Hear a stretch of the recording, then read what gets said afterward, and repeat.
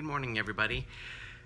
I wanted to share some thoughts that I have about resentment and actually do it in a series of videos to cover the ideas that I want to talk about.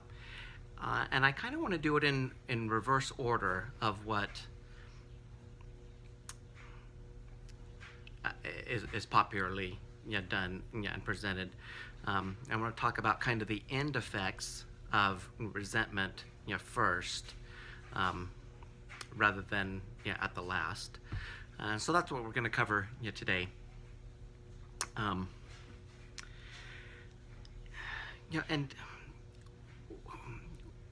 resentment is an interesting thing to talk about. It's a little bit tricky because it's kind of hard to recognize, and it's really easy to underestimate the effects of what it does and the effects that it has on us.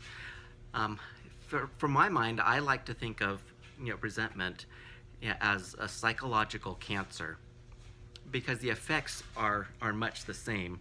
Cancers are very often hidden, lurking, they're insidious, they're hard to find, they're hard to diagnose, they often go unrecognized for quite a long time and unnoticed.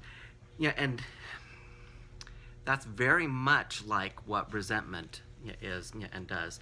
It's a hidden thing. We underestimate it. We don't pay any attention to it. We don't have an awareness of it, and so it just sits there inside us, and it's not a benign thing as it's sitting there. We vastly underestimate what the resentment does as it's sitting there, and we tend to think that it doesn't do anything, and that's not actually true. And so I want to talk about some of the things that it does. One of the first things that it does is, just like a cancer, it gets progressively worse. It gets progressively more symptomatic. And from a psychological standpoint, here's what I mean. I like talking about the slippery slope idea because most people can relate to that. And that's the problem with resentment. We start to get this feeling of resentment, and we're going to talk in another video about what resentment feels like, what it looks like, and how to recognize that. So I don't want to touch on that today. But what I do want to talk about is what it does in our thoughts, because this is where it creates its symptoms. This is where it has its toxic, its cancerous effect.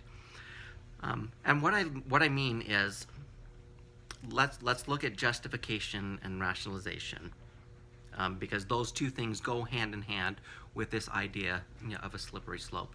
So we get on this slippery slope when we start to, well, first, when we don't even recognize that resentment is present.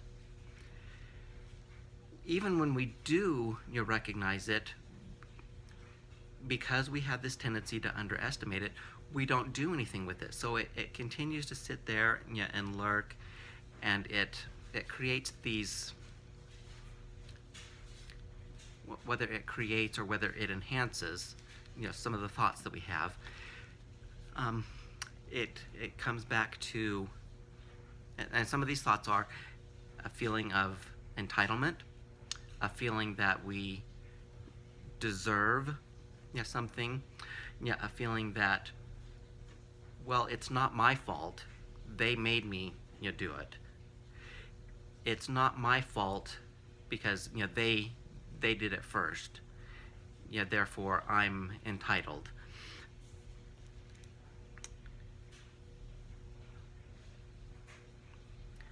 What does it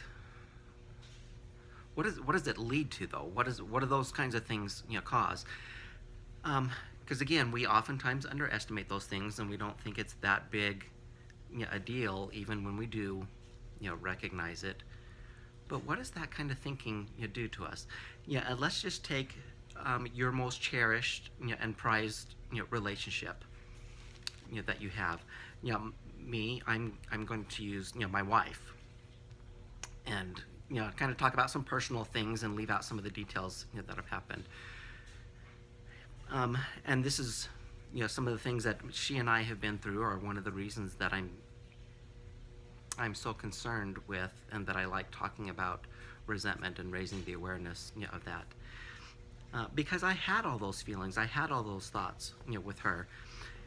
And very quickly, in our relationship, relationships are hard enough anyways, but when you start to get this feeling that I deserve to be treated, however you want it, with respect, I deserve to be treated with kindness, with love, I'm entitled to that, even. That's not it's not a good starting place, to come out, from a relationship, and the other person in this relationship can feel that insincerity, can feel that lack of kindness, compassion, and love. So then how do they treat you? They start to treat you not like the way that you want to be treated, not like the way that you expect to be treated. Which then you can see that you start getting caught in this cycle where they're not doing this, therefore I'm entitled to, or I'm okay to go out and do these other things and find these things that I'm looking for, from other sources. And very quickly, because of that justification, rationalization, thought process, and the idea of that slippery slope, you can end up pretty far down that slope before you realize what's going on. And hopefully you do realize it before you get into some significant troubles and difficulties with that relationship. But plenty of times people don't recognize it before they end up in some serious difficulties, divorces, abuse, affairs. You could go on and on listing some of the really end result of these slippery slopes, slope ideas. So that's one idea. On a less serious, less problematic note, one of the things that humans are wired for, in our brains, is to form social connections, and bonds. It's in our DNA. And back in caveman days, if we didn't have those connections and weren't part of a group, that oftentimes meant death. So we're biologically wired to have that. But when we start getting resentment and we start getting justification and some of these other things, these poisonous, toxic thoughts, what does it do to our ability to connect, with people? In the example that I just gave, between my wife and I, because of the resentment that I let and harbored inside myself, those connections really started to break down and to decay, and that's what happens. And that's why it's so easy to just keep sliding down this slippery slope and to justify more and more behaviors that you certainly wouldn't want within a relationship, particularly a marriage relationship. One of the other things that we see is this idea of self-sabotage. And there's several different reasons for that. And one of the big ones, again, goes back to this idea of justification that resentment breeds. Whether it's an intentional thing or not, we oftentimes exhibit behaviors that are just out of character for us. We do things that we know we shouldn't, that we know aren't appropriate, that we know are poisonous, that we know are dangerous, whether for ourselves or for the relationship, or sometimes both, even. But again, it's another part of this cycle that we get stuck in. We get so caught up in I deserve this and I'm entitled to this and I'm right. Our brains would much rather be right than they would be happy. And so that's an added element that stacks on top of this, where we feel like we're right, we feel like we're justified, and we do start to justify all different kinds of behaviors that are often self-defeating, self-sabotaging behaviors that break down our relationships, that break down those social connections. And what are then some downstream effects, of this? Because this is another vicious cycle that we get in. We self-sabotage. We realize on some level that that was inappropriate. I shouldn't have done that, and we start to get into this self-loathing type pattern and thinking, and that just gets worse and worse as we justify more and more inappropriate behaviors, and eventually we have poisoned our relationships so much that we begin to feel very alone, and that then continues that cycle of self-loathing and self-sabotage, because we try and do things that make ourselves feel better. We do things that give us that happiness hit of dopamine, and often those things in this kind of cycle are self-defeating and self-sabotaging. You get some momentary happiness or pleasure from that, but it's not lasting, which is another component to us sliding further and further down the slippery slope, because we need to do more and more inappropriate actions to obtain that hit of dopamine. And so we get more and more self-betrayal, more and more self-loathing. We get more and more alone. We feel more and more worthless. And one of the, as an aside, September National is Suicide Awareness Month. Is it too much of a stretch to see that somebody that gets stuck in this cycle of self-betraying behaviors, self-defeating behaviors, self-loathing, worthlessness, that they can't see how to get out of it, and they just keep sliding further and further and further into this worthless state and worthless feeling? Is it too hard to see how quickly somebody in that state can feel that suicide is the last resort, is the only way out of that? I don't think it is. I've seen it in that thought process, even in myself and in other people. And I said it's an aside, but it's something that I wanted to bring up and mention, because I don't think it's that uncommon thought process and cycle that people do get into.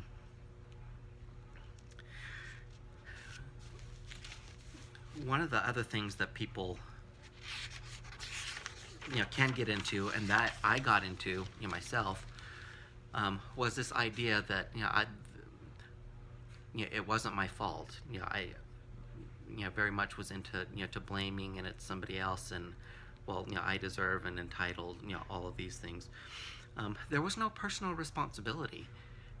It was everything that I was going through, all the negative stuff, which bred the resentment, was the result of somebody else's actions, and not mine.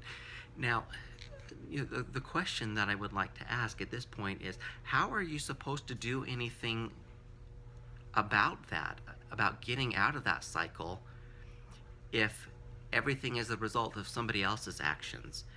How effective is it to try and control someone else and their actions? Well, rhetorical question. Obviously that just isn't done. Which is another reason when we get into this resentment cycle of thinking,